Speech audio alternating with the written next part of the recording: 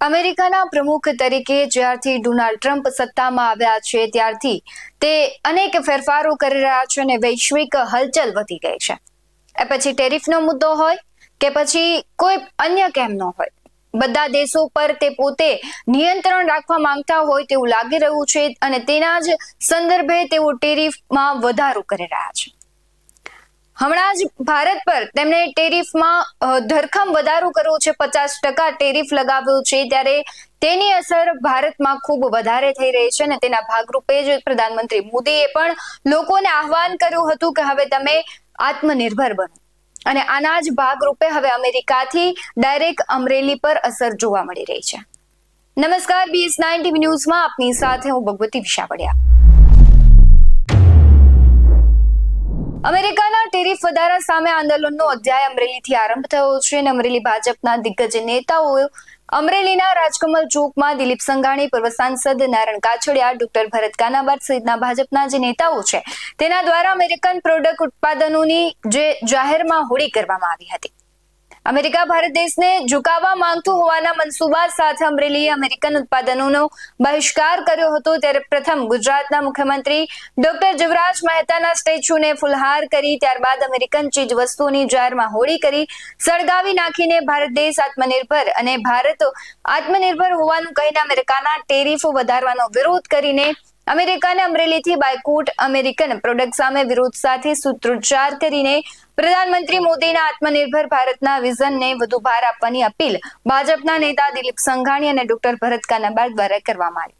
શું કહી રહ્યા છે દિલીપ સંઘાણી અને ભરત કાનાબાર, તેના પર નજર કરીએ। ભારતીય જન પરિષદ ભારતની જનતાનો અવાજ અને ભારતીય જન પરિષદ દ્વારા જ્યારે જનતાને ભારતના હિત વિરુદ્ધ કે જનતા વિરુદ્ધ કોઈ જગ્યાએ એવો અવાજ ઉઠાવવાની જરૂર પડે ત્યારે અવાજ ઉઠાવવાનો નિર્ણય કરે છે। ગઈકાલે માજી સાંસદ નારણભાઈ, માજી જિલ્લા ભાજપ પ્રમુખ ડૉક્ટર કાનાબાર સહિત અનેક આગેવાનો મળ્યા હતા અને આ બાબતનો અવાજ ઉઠાવવાનો નિર્ણય કરીને અમેરિકન પ્રોડક્ટનો બહિષ્કાર કરવો અને અમેરિકન પ્રોડક્ટને જે રીતે આઝાદી વખતે વિદેશી આઇટમોની હોળી થતી એ પ્રમાણે હોળી કરવી અને જનજાગૃતિ માટેના કાર્યક્રમો હાથ ધરવા એવો નિર્ણય કર્યો। ભારતીય જનતાએ જ્યારે રાષ્ટ્ર ઉપર જે કોઈ પ્રકારની આફતો આવે એનો સામનો કરવા માટે પોતાની શક્તિ અને ભક્તિ બતાવીને ભારતને અડીખમ રાખ્યું છે।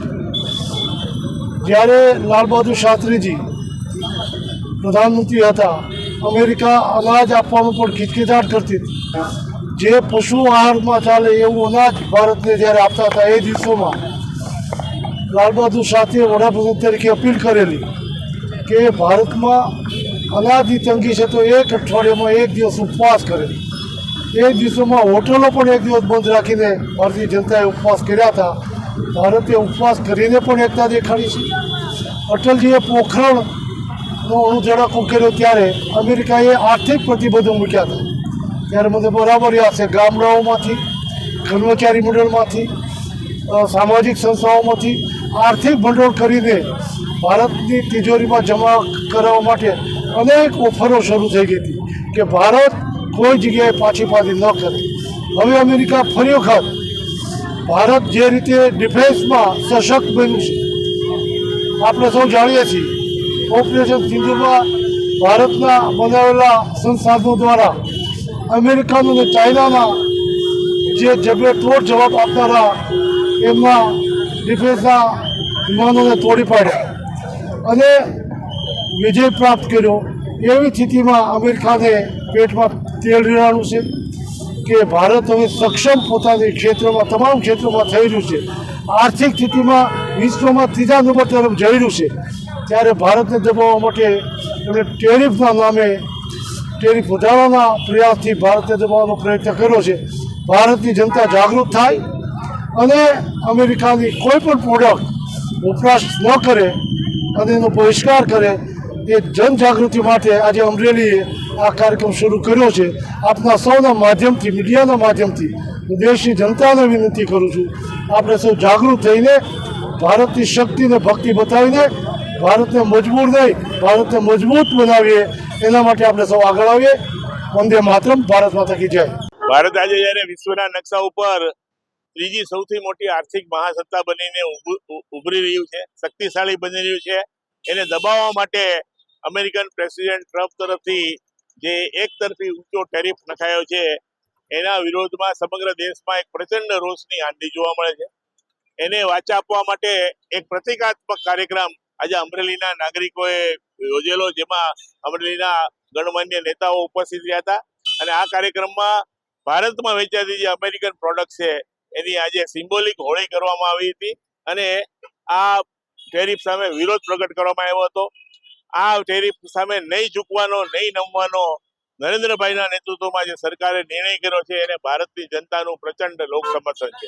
આમ તો સતત ચર્ચામાં રહેતું અમેરિકા ફરી એક વખત વૈશ્વિક હલચલને લીધે ચર્ચામાં જ રહે છે, કારણ કે જ્યારથી ડોનાલ્ડ ટ્રમ્પ આવ્યા છે ત્યારથી તેમણે ડિપોર્ટ સિસ્ટમ હોય કે પછી વૈશ્વિક ફેરફારો હોય, તે વેપારને લઈને હોય કે પછી ટ્રાવેલિંગને લઈને હોય, વિઝાને લઈને પણ ઘણા તેમણે બદલાવ કર્યા છે. ત્યારે ફરી એક વખત તેમણે વૈશ્વિક ખળભળાટ મચાવી દીધો છે ને આ ખળભળાટને લઈને ભારતને ખૂબ અસર થવાની છે, વેપાર ધંધાને ખૂબ અસર થવાની છે.